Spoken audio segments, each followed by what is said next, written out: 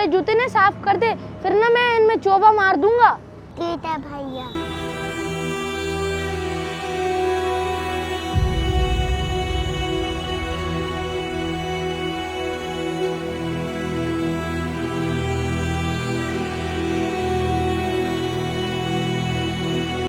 सुबह मेरे दोनों बच्चे बिना खाना खाए चले गए थे। जल्दी से खाना पैक करके उनके पास ले जाती हूँ, वो खा तो भी लेंगे, उन्हें भूख लग रही होगी।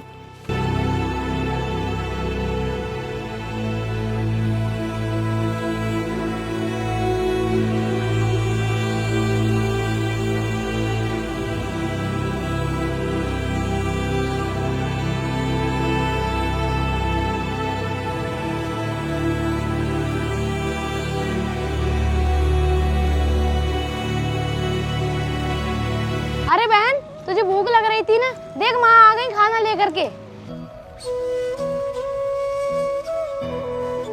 रोहित बेटा, बहुत तेज भूख लग रही होगी ना? माँ मुझे तो कम भूख लग रही थी, लेकिन छोटी को तो बहुत तेज भूख लग रही थी। कह रही थी कि माँ कब आएंगी। अरे बेटा, क्या बताऊँ मैं तुझे, घर पे ना सब्जी खत्म हो गई थी, तो मैं दुकान पर गई थी सब्जी लेने, और सब्जी लाकर तब मैंने खाना बनाया। बस इसीलिए मैं लेट हो गई थी। मुझे भी पता है कि मेरे बच्चों को बहुत तेज भूख लग रही होगी। माँ, घर में कोई भी सामान खत्म हो जाया करे ना, तो आप मुझे शाम को बता दिया करो, मैं वो सामान तभी ले आया करूँगा। बेटा, अब तो मुझसे गलती हो गई, लेकिन आगे से ऐसी गलती नहीं होगी। मैं खुद ही वो सामान ले आया करूँगी जो खत्म हो जाएगा। लो, अब तुम दोनों खाना खा लो, तेरी बहन को बहुत तेज भूख लग रही होगी। ये ले पानी। ठीक है बेटा, तुम लोग खाना खा लेना, तो मैं घर के लिए जा रही हूँ। और हाँ, शाम को थोड़ा जल्दी आ जाना। रुको माँ, अगर आप घर पर ही जा रही हो ना, तो बुक स्टोर से मेरी कुछ कॉपी ले लेना, भर गई हैं। ये लो पैसे, ये लो। ठीक है बेटा। आजा बहन, हाथ धो ले, फिर हम खाना खा लेंगे।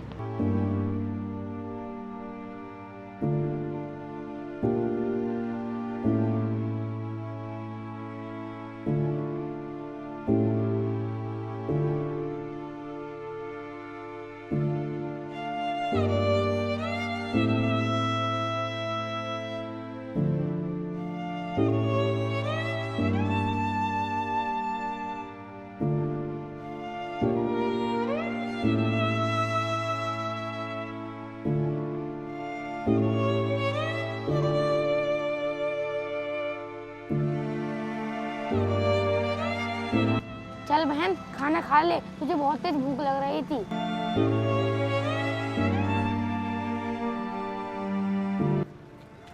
अबे ओ सुन मोची, जल्दी से मेरे जूतों पर पॉलिश कर दे।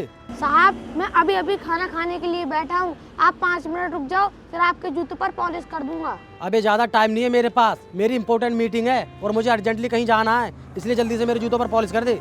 साहब, सुबह से खाली पेट हूँ मैं, खाना तो खा लेने दो। अबे अगर 5 मिनट के बाद खाना खा लेगा तो भूखा नहीं मर जाएगा तू। ऐसी बात नहीं है, मैंने ना अभी हाथ धुले हैं। अगर मैं आपके जूतों पर पॉलिश करूंगा तो मेरे हाथ गंदे हो जाएंगे, मुझे फिर से धोने पड़ेंगे। इसीलिए मैं आपसे बोल रहा था कि आप 5 मिनट रुक जाओगे तो मैं आपके जूतों पर पॉलिश कर दूंगा। अबे अगर हाथ गंदे हो जाएंगे तो दोबारा भी तो धो सकता है ना तू, और वैसे भी तुम जैसे गरीबों को पानी मोल नहीं आता है। अरे नल का पानी पीते हो तुम लोग, बिस्लरी का नहीं पीते हो। साहब, अगर आप मेरी मजबूरी को नहीं समझ रहे हो तो लाओ, मैं आपके जूतों पर पॉलिश कर देता हूँ। ले कर दे जल्दी से।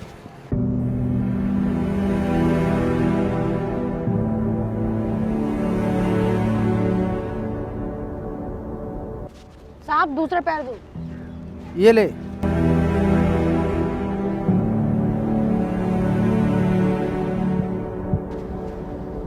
ये लीजिए साहब, हो गए। अरे ये क्या कर दिया गरीब तूने, मेरी पूरी पैंट खराब कर दी। अरे साहब, मैंने नहीं की है, पहले से ही गंदी थी। तो तेरे कहने का क्या मतलब है? मैं घर से गंदी पैंट पहन कर आया था मीटिंग में जाने के लिए। एक तो गलती कर रहा है और ऊपर से मुझे ही दोष दे रहा है। साहब, आप मेरी बात पर विश्वास कीजिए, मैंने नहीं की है गंदी। कुछ भी कह, पैंट तो तूने ही खराब की है, और अब मैं तुझे जूते पॉलिश करने के पैसे भी नहीं दूंगा। नहीं नहीं साहब, ऐसा मत करना, आप जैसे लोगों की वजह से ही तो हमारा घर चलता है। अगर आप हमें पैसे नहीं दोगे तो हमारा घर कैसे चलेगा? तूने अपने 20 रुपए के चक्कर में मेरी हजारों रुपए की पैंट खराब कर दी और ऊपर से मुझसे पैसे मांग रहा है। कोई बात नहीं साहब, गलती हो गई मुझसे, अब तो पैसे दे दो। अरे नहीं है मेरे पास पैसे, जा रहा हूँ मैं। और हाँ, आगे से ध्यान रखना, अगर तूने कभी भी मेरी पैंट खराब कर दी ना तो मैं तुझे आगे भी पैसे नहीं दूंगा। अरे अरे रुक साहब रुको। अरे कितना अच्छा बेवकूफ़ बनाया मैंने उस बच्चे को। अपनी पैंट पर दाग तो मैं घर से ही लगा कर लेकर आया था ताकि मुझे उसके पैसे ना देने पड़े, और मेरी ट्रिक काम कर गई।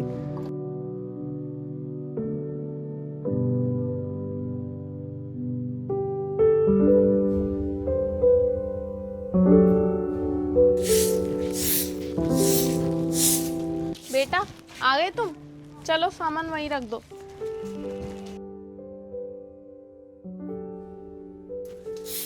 माँ, मैंने आपसे कॉपी के लिए बोला था, आप लेकर आ गई?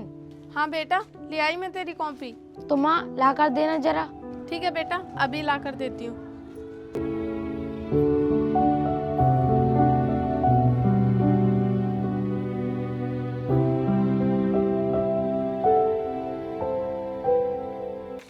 ये ले बेटा।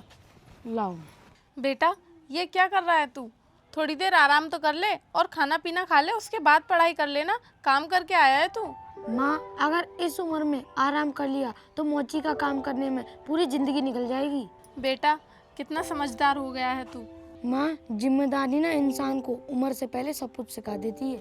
चल ठीक है, तू पढ़ाई कर ले, मैं तेरे लिए खाना बना देती हूँ, फिर तू गरम गरम खाना खा लेना। ठीक है माँ।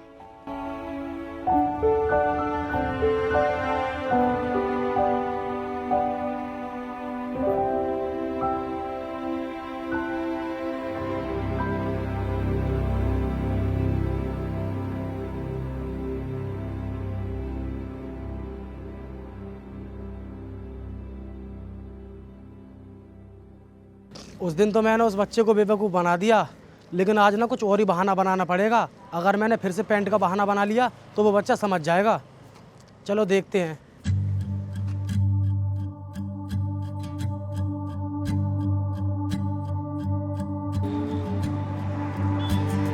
ले मोची, जूतों पर पॉलिश कर दे। अरे साहब, मैं आपके जूतों पर पॉलिश नहीं करूँगा, आप जाइए यहाँ से। क्यों भाई, क्यों नहीं करेगा मेरे जूतों पर पॉलिश? क्योंकि कल आपने मेरे पॉलिश के पैसे नहीं दिए थे।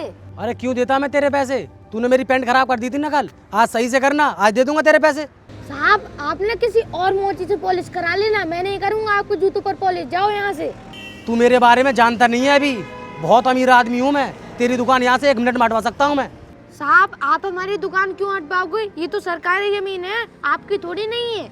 अरे ये सरकारी जमीन है तो तूने इसकी परमिशन नहीं ले ली है दुकान लगाने की, और पुलिस में मेरा अच्छा खासा उठना बैठना है। अगर मैंने एक कॉल कर दी ना तो पुलिस यहाँ पर आएगी और तेरा तामझाम फेंक देगी यहाँ से। इसलिए मैं तुझसे कह रहा हूँ तू मेरी बात मान ले और मेरे जूतों पर पॉलिश कर दे।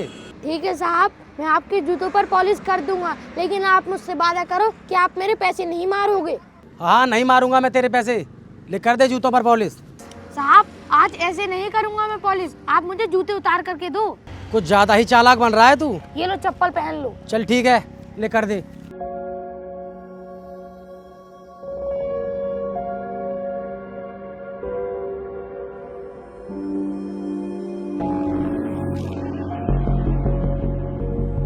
लाओ साहब, दूसरा जूता दो, इस पर हो गई पॉलिश। ये ले।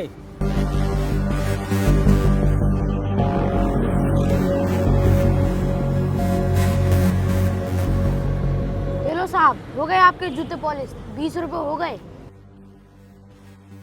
अच्छा, तो आप समझा मैं कि तू मुझसे जूता उतारने के लिए क्यों बोल रहा था? कल का बदला लेने के लिए। कर दिया ना तूने मेरा जूता खराब। अरे साहब, सही तो की है पॉलिश, क्या हो गया? अरे पॉलिश तो सही की है तूने, लेकिन तूने मेरा जूता फाड़ दिया। क्या जूता फट गया? दिखाने जरा साहब। अरे साहब, मैंने नहीं फाड़ा है ये, मैं तो आपकी आंखों के सामने जूता पॉलिश कर रहा था, आपने भी देखा था। तो फिर आप ही बताइए साहब, जूता पॉलिश करने से किसका जूता फट जाएगा? ये ना पहले से ही फटा हुआ होगा। तूने कल भी गलती की थी और कल भी मुझे दोष दिया था, आज फिर गलती कर दी, फिर मुझे दोष दे रहा है। मुझे लगता है तेरी अकल ठिकाने लगानी ही पड़ेगी मुझे। साहब, मैंने तो आपसे पहले ही कहा था कि आप मुझसे पॉलिश मत कराओ, क्योंकि मुझे ना आपकी नीयत खराब लग रही है। आप ना मुझे पैसे देना नहीं चाह रहे हो। अबे 2 कौड़ी की मोची, तेरी इतनी हिम्मत हो गई कि तूने मुझे नियत खोर बताया? रुक, तुझे तो मैं अभी बताता हूँ। साहब, आपने ये क्या कर दिया? मेरा सामान क्यों फेंक दिया? तेरी अकड़ की वजह से मैंने तेरा सामान फेंका है। तू मुझे नियत खोर बता रहा था ना।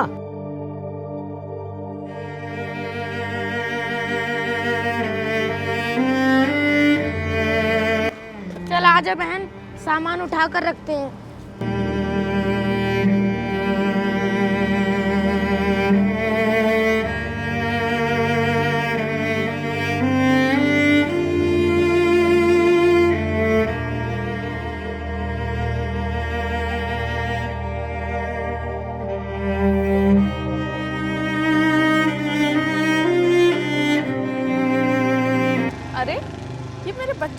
सामान कैसे बिखरा पड़ा है, जाकर देखती हूँ।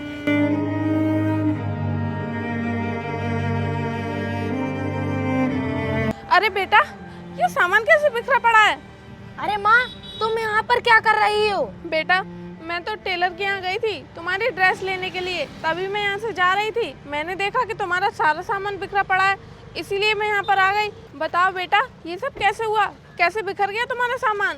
माँ, एक साहब हैं जो हमें रोज परेशान करते हैं। क्या करते हैं बेटा वो ना रोज यहाँ पर पॉलिश कराने के लिए आते हैं और कोई ना कोई बहाना बनाकर ना मुझे पैसे नहीं देते हैं। और आज जब वो मेरी दुकान पर आए थे ना और मैंने उनसे पॉलिश के पैसे मांगे तो उन्होंने फिर बहाना बना दिया और मैंने उनसे कहा कि तुम बहुत नियतखोर हो, तो उन्हें गुस्सा आ गया और उन्होंने ये सारा सामान बिखेर दिया। बेटा, ये तो उन्होंने बहुत गलत किया, उन्हें ऐसा नहीं करना चाहिए था। तुम छोटे हो ना, इसीलिए लोग तुम्हें परेशान करते हैं। तुम एक काम करो, तुम कल से घर रहकर अपनी पढ़ाई करना और ये मोची का काम मैं संभालूंगी। लेकिन माँ, आपको तो ये काम करना ही नहीं आता, फिर आप ये काम कैसे करोगी? बेटा, धीरे धीरे सब सीख जाऊंगी, जब करूंगी ना तो अपने आप मुझे सारा काम आ जाएगा। तू एक काम कर, ये सारा सामान पैक कर ले, अब हम घर चलते हैं और कल से दुकान मैं ही लगाऊंगी। चल। ठीक है माँ।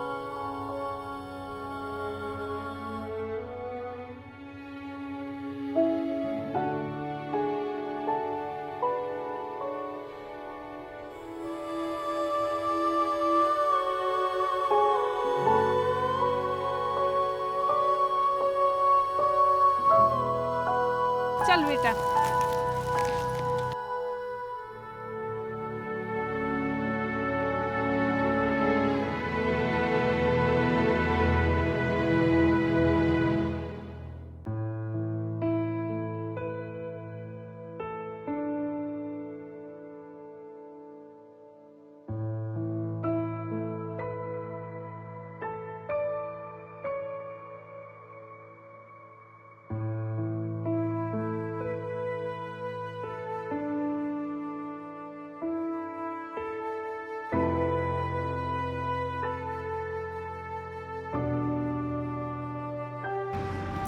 सुनो दीदी, जूतों पॉलिश कर दो। ठीक है भैया, लाओ जूते दे दो और ये चप्पल पहन लो।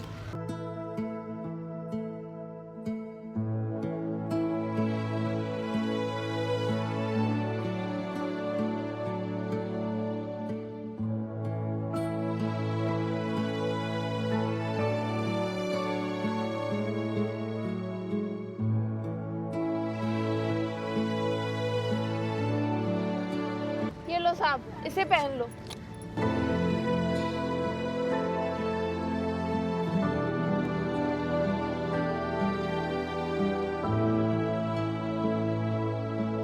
ये लो साहब। कितने पैसे हो गए दीदी? साहब 20 रुपए। ये लो दीदी।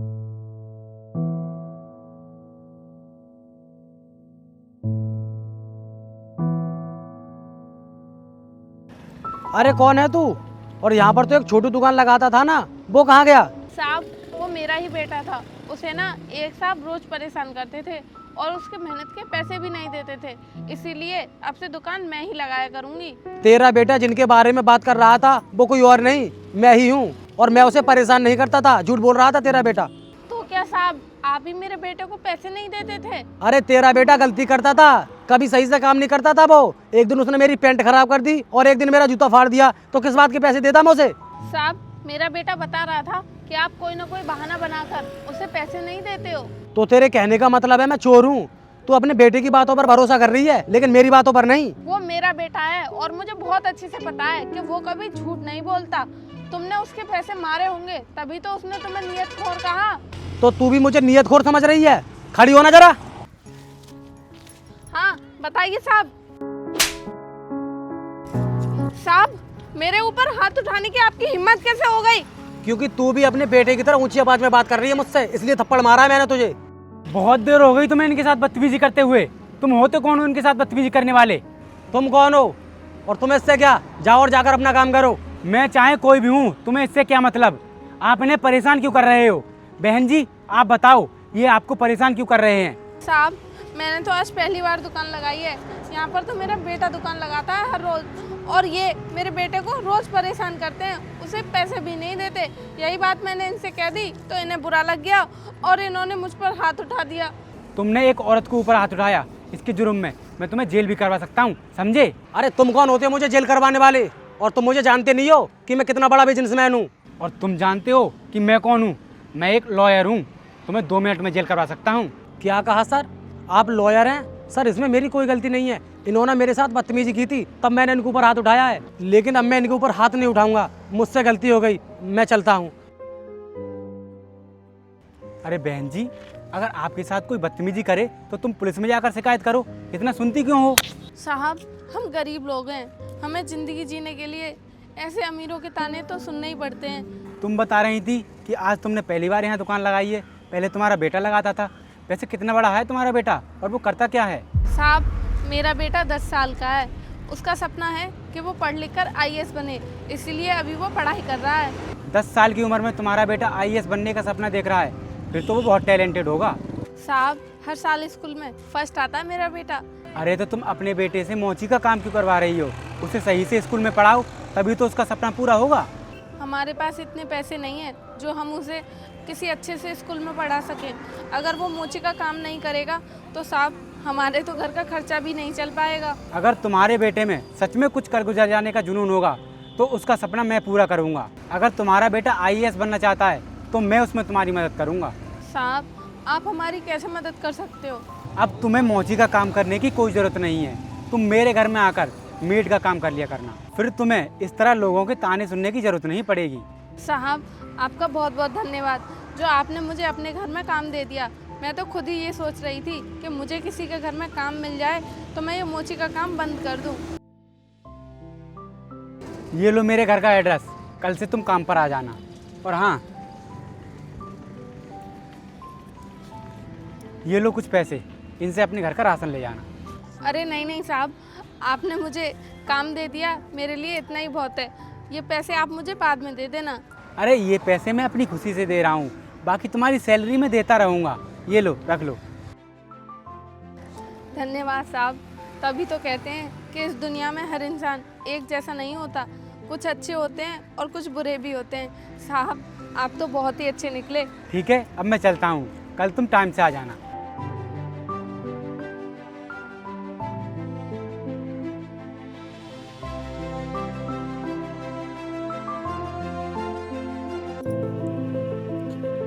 ठीक है बेटा, मैं जा रही हूँ काम पर।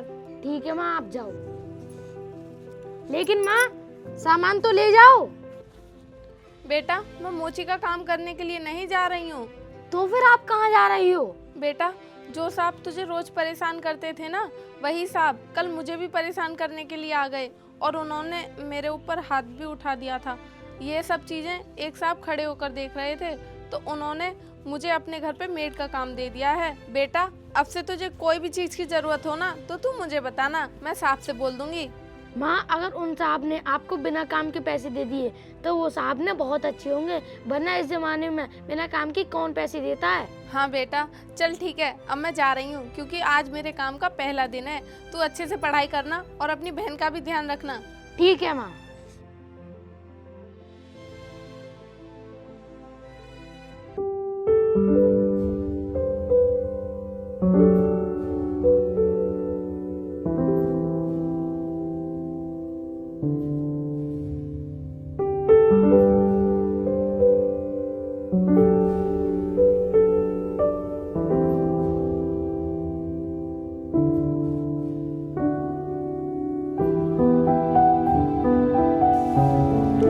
आरती, चाय जल्दी ले आओ, आज मुझे किसी का केस लड़ना है। हाँ साहब अभी लाई। ये लीजिए साहब।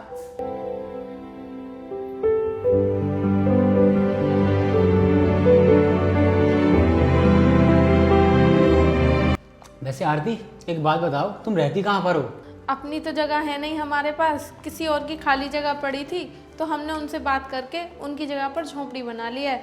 उसी झोंपड़ी में रहती हूँ मैं। ठंड के मौसम में फिर तो तुम्हें बहुत दिक्कत आती होगी क्योंकि तुम्हारे छोटे छोटे बच्चे हैं। हाँ साहब, अब ज़िंदगी में छोटी मोटी दिक्कतें तो आती रहती हैं। मैं कर भी क्या सकती हूँ, जब तक मेरा बेटा कामयाब नहीं होगा तब तक तो हमें ऐसे ही गुजारा करना पड़ेगा। वैसे तुम चाहो तो मेरे घर में रह सकती हो, ऊपर एक सर्वेंट रूम बना हुआ है। नहीं नहीं साहब, इसकी कोई ज़रूरत नहीं है। वैसे भी आपने हमारे लिए इतना कुछ किया है, पता नहीं हम आपका एहसान कैसे चुका पाएंगे। अरे इसमें एहसान वाली क्या बात है, तुम मेरे घर पर काम करती हो, मैं तुम्हें उसके पैसे देता हूँ। कोई बात नहीं साहब, अभी तो हम उस झोंपड़ी में ही रह लेते हैं। जब अगर कोई दिक्कत होगी तो मैं आपको ज़रूर बताऊंगी। जैसी तुम्हारी मर्जी। अब मैं चलता हूँ, और आज शाम का खाना मत बनाना, मैं बाहर ही खा लूँगा, ठीक है? ठीक है साहब।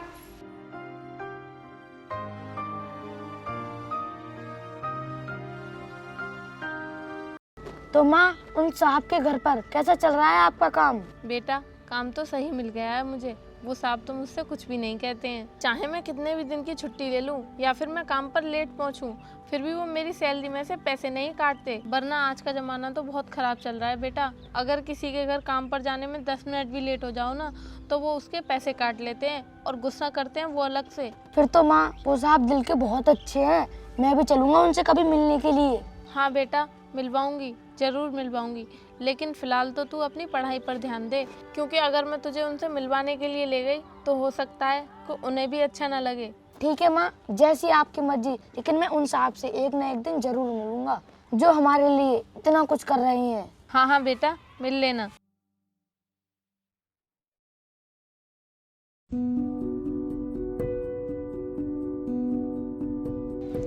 ये देखिए सर, हमारे भट्टे के सारे डॉक्यूमेंट कंप्लीट हैं। हम जीएसटी और रॉयल्टी सब साथ में भरते हैं।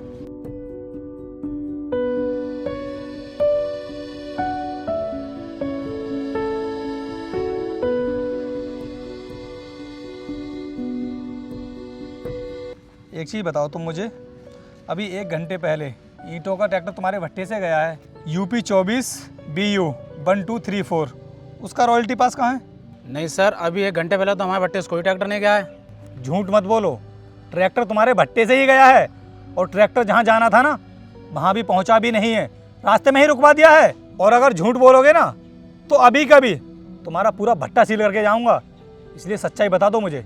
हाँ साहब, एक गया ट्रैक्टर हमारा। जब तुम इतना बड़ा बिजनेस चला रहे हो तो तुमको रॉयल्टी जमा करने में क्या दिक्कत है? तुम्हें पता है तुम्हारी इस गलती की वजह से तुम्हारा पूरा भट्टा सील हो जाएगा। सॉरी सर, आगे से नहीं होगा ऐसा। देखो, जो तुम्हारा ट्रैक्टर वहाँ पर खड़ा हुआ है वो तो ऐसे जाने वाला है नहीं। जब तक तुम उसकी रॉयल्टी जमा नहीं कर दोगे ना, वो ट्रैक्टर वहाँ से हिलेगा नहीं। और हाँ, इस बार तो मैं तुमको छोड़कर जा रहा हूँ, लेकिन अगर आगे से कोई भी शिकायत मिली ना तो मैं तुम्हारे भट्टे को सील करके जाऊँगा, इतना ध्यान रखना तुम। ओके सर, मैं जमा कराता हूँ अभी। अरे बताइए ना साहब, क्या परेशानी है? आपने हमारी इतनी मदद की है तो हमारा भी फ़र्ज़ बनता है कि हम आपकी मदद करें। मैम, आप उस इंसान को तो बहुत अच्छी तरीके से जानती होंगी जो कुछ साल पहले आपके साथ बदतमीजी कर रहा था, और मैंने उसे जेल भेजने की भी धमकी दी थी, और उसी दिन से वो मेरे पीछे पड़ गया है और उसने मेरे ऊपर झूठा केस लगाकर मेरा लाइसेंस कैंसिल करवा दिया है। अब मेरी बिल्कुल भी समझ में नहीं आ रहा है कि मैं क्या करूँ, लेकिन DM साहब ही मेरे लाइसेंस को वापस दिलवा सकते हैं। साहब, आप बिल्कुल भी चिंता मत कीजिए, क्योंकि आज मेरा बेटा जिस भी पोस्ट पर है उसमें आपका बहुत बड़ा योगदान है। मैं अभी उसको फ़ोन करती हूँ और यहाँ पर बुलाती हूँ।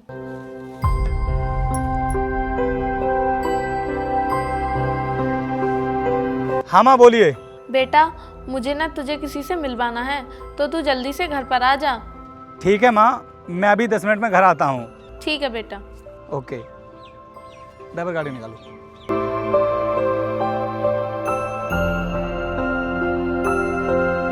आरती, तुमने अपने बेटे को पढ़ाने में बहुत मेहनत की थी, और आज देखो वो मेहनत तुम्हारी रंग लाई है।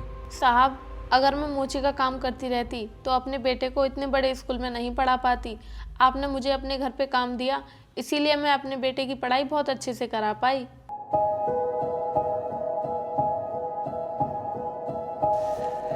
प्रणाम माँ। आजा बेटा, बैठ। साहब, आ गया मेरा बेटा, कर लीजिए बात आप। माँ, कौन है ये? बेटा, ये वही साहब हैं जिन्होंने कुछ साल पहले हमारी मदद की थी और जिनके घर पर मैं काम करने जाया करती थी। जब तू छोटा था ना, तब तू कहता था ना कि मुझे उन साहब से मिलना है, तो बेटा मिल ले आज। ये साहब हमारे घर पर आए हैं। अच्छा, तो ये वो हैं। नमस्ते सर। सर, आपको पता है बचपन में ना मैंने अपनी माँ से बहुत जिद की थी आपसे मिलने की, लेकिन मेरी माँ ने ना कभी आपसे मुझे मिलवाया ही नहीं। सर वो तो मुझे ही पता है कि आपने उस समय हमारी कितनी बड़ी मदद की थी। अगर आप मेरी उस समय मदद नहीं करते ना तो शायद आज मैं IAS ऑफिसर नहीं बन पाता। सर उस समय ना पैसों से लेकर के हर चीज़ में आपने हमारी मदद की थी। सर इतने दिनों के बाद मुलाकात हो रही है, मुझे आपसे मिलकर बहुत अच्छा लगा। बताइए सर कैसे आना हुआ? सर एक बिजनेसमैन ने मेरे ऊपर झूठा केस लगाकर मेरा लाइसेंस कैंसिल करवा दिया है, बस उसी के बारे में मैं आपसे बात करने आया हूँ। और बेटा तुम्हें पता है वो बिजनेसमैन कौन है? वो वही इंसान है जो बचपन में तुम्हें जूते पॉलिश के पैसे भी नहीं दिया करता था। अच्छा, तो उस इंसान ने आपके ऊपर झूठा केस लगाया है। सर आप चिंता मत कीजिए, मैं उस इंसान से ना बहुत अच्छे से वाकिफ़ हूँ। आप एक काम कीजिए सर, कल मेरे ऑफिस में आ जाइए, मैं उसको भी नोटिस भेजता हूँ, कल उसको भी अपने ऑफिस में बुला लूँगा। आपको अपना लाइसेंस तो मिल ही जाएगा, लेकिन उस इंसान के नाम पर जितनी भी फर्जी फैक्ट्रियाँ चल रही होंगी ना, सबको सील कर दूंगा मैं। और माँ, सर इतनी सालों के बाद हमारे घर आए हैं तो मैं इनको बिना कुछ खाए यहाँ से जाने नहीं दूंगा। आप मेयर से जाकर बोल दीजिए कुछ अच्छा सा स्पेशल सा बनाए हमारे लिए। अरे सर खाना बनवाने की कोई ज़रूरत नहीं है, आपने मेरे बारे में इतना सोचा वही बहुत है।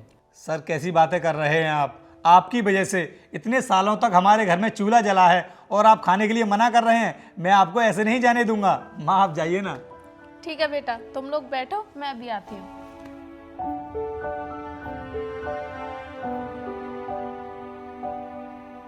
वकील साहब, अब आप कितना भी फड़फड़ा लो, कुछ नहीं होने वाला और तुम्हारा लाइसेंस भी तुम्हें वापस नहीं मिलेगा। अरे सभी अधिकारियों को खरीद लिया है मैंने और DM साहब को भी खरीद लूंगा मैं। और उस समय तुमने मुझसे पंगा लेकर बहुत बड़ी गलती कर दी थी, तभी मैंने सोच लिया कि मैं तुम्हें एक दिन बर्बाद करके रख दूंगा, और देखो मैंने आज तुम्हें बर्बाद भी कर दिया।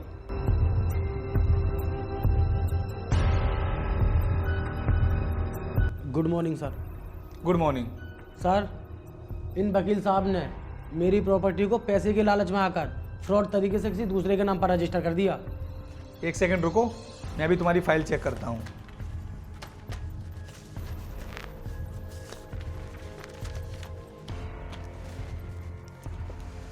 हाँ ये फाइल है तुम्हारी, गाटा संख्या 372। तो मुझे एक बात बताओ, ये प्लॉट तो कभी तुम्हारे नाम पर रजिस्टर्ड ही नहीं हुई थी, फिर ये प्लॉट तुम्हारी कैसे हो गई? ये प्लॉट तो मिस्टर अमर सिंह के नाम पर रजिस्टर्ड थी और अमर सिंह ने ये प्लॉट मिस्टर देवराज को बेच दी। इस पर इन दोनों के अंगूठे भी लगे हुए हैं, फिर ये प्लॉट तुम्हारी कैसे हो गई? तो क्या सर मैं झूठ बोल रहा हूँ क्या मैं? हाँ झूठ बोल रहे हो तुम, और बहुत कर लिया तुमने फ्रॉड इस जिले में। लेकिन आगे से अब इस जिले के अंदर ना तुम एक छोटा सा भी फ्रॉड नहीं कर पाओगे, क्योंकि मैं ना तुमको बहुत अच्छे से जानता हूं। शायद तुम मुझे नहीं पहचान पाए। क्या कहा सर आपने? आप मुझे जानते हैं, लेकिन मैं तो आपसे कभी मिला ही नहीं हूँ, तो फिर आप मुझे कैसे जानते हैं? क्या कहा तुमने? तुम मुझसे कभी नहीं मिले हो? चलो कोई बात नहीं, तुम्हारी याददाश्त के लिए मैं ही तुमको बता देता हूँ। अब से कुछ साल पहले तुम एक मोची के पास जाते थे ना रोज़ जूता पॉलिश करवाने के लिए, और कोई ना कोई बहाना बनाकर उसके पैसे मार लेते थे, क्योंकि तुम्हें तो उसके पैसे देने ही नहीं होते थे। तुम्हारे अंदर तो शुरू से ही पैसों का लालच रहा था। मैं वही मोची हूँ जिसको तुम परेशान करते थे। क्या कहा सर आपने? आप वही मोची हो, लेकिन आप IAS ऑफिसर कैसे बन गए? ये सब इतनी जल्दी और इतनी आसानी से नहीं हुआ है, इसमें बहुत मेहनत लगी है। शुरू से ही मेरा सपना था IAS ऑफिसर बनने का, लेकिन मोची का काम करना वो मेरी मजबूरी थी, क्योंकि मेरे घर के हालात बिल्कुल भी ठीक नहीं थे, और उन्हीं हालातों की वजह से आपके जैसे अमीर लोग मेरी मजबूरी का फ़ायदा उठाते थे। और अब भी तुम सुधरे नहीं हो, इतने साल हो गए हैं, उसके बाद भी तुम फ्रॉड पे फ्रॉड किए जा रहे हो। लेकिन अब से तुम्हारे ये काले कारनामे चलने वाले नहीं हैं। तुम्हारे नाम पर जितनी भी फैक्ट्रियाँ रजिस्टर्ड हैं और जितनी फैक्ट्रियों में भी फ्रॉड काम हो रहे हैं ना, वो सब की सब सील होंगी और तुम्हें भी जेल होगी। और रही बात वकील साहब की, तो इनका लाइसेंस तो इनको मिल ही जाएगा, और जिन भी अधिकारियों ने इनका लाइसेंस कैंसिल किया है ना, उनके खिलाफ कड़ी से कड़ी कार्रवाई करूंगा मैं, वो भी नहीं बचेंगे। सॉरी सर, मुझे माफ़ कर दो, मैं आगे से कभी ऐसा नहीं करूँगा। आगे से तो तुम ऐसा तब करोगे ना जब तुम बाहर रहोगे, क्योंकि अब तुम्हारी आगे की जिंदगी ना जेल में कटने वाली है। सर आप मुझे जेल मत भेजिए, अगर आप मुझे जेल भेज दोगे तो मेरा कैरियर खराब हो जाएगा। तो अब तुम्हें अपने कैरियर की चिंता हो रही है, और जब तुमने झूठे केस में वकील साहब का लाइसेंस कैंसिल करवाया था तब इनके करियर की चिंता नहीं हुई थी तुम्हें। मैं यहाँ पर तुम्हारी बकवास सुनने के लिए नहीं बैठा हूँ, मुझे और भी काम है। चुपचाप ऑफिस से बाहर निकलो, बहुत जल्द तुम्हारे खिलाफ अरेस्ट वारंट इशू हो जाएगा। निकलो यहाँ से। सर आपको जितना पैसा चाहिए मैं आपको दूंगा, बस आप मुझे जेल जाने से बचा लो। शायद तुम्हें पता नहीं है कि तुम किसके सामने रिश्वत देने की बात कर रहे हो। प्रिवेंशन ऑफ करप्शन एक्ट 1988 के तहत तुम्हारी सजा 5 साल के लिए और बढ़ जाएगी और तुम्हें भारी जुर्माना भी देना पड़ेगा। बाहर नहीं निकलोगे जेल से तुम, इसलिए जितना जल्दी हो सके ना मेरे ऑफिस से बाहर हो जाओ। I said get out.